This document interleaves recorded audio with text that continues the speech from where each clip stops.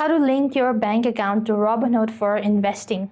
In order to link your bank account to Robinhood, you actually need to log in and navigate to the accounts icon in the bottom right corner of the screen. So when you go to this accounts icon, you then need to go ahead and select transfer and then a linked account.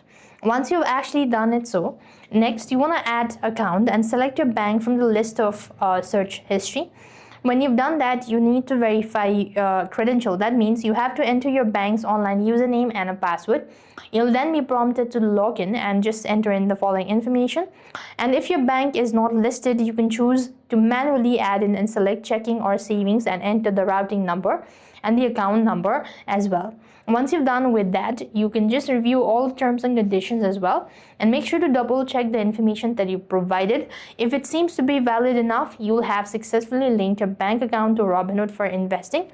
Now, in some cases, if your bank account is new or if you're a beginner, then you might have to verify or you might have to wait for 24 to 48 hours for a confirmation as well. So you just want to make sure to wait patiently and contact support team in order for an update. So with that, we've completed our steps. Thank you for watching. See you in the next video.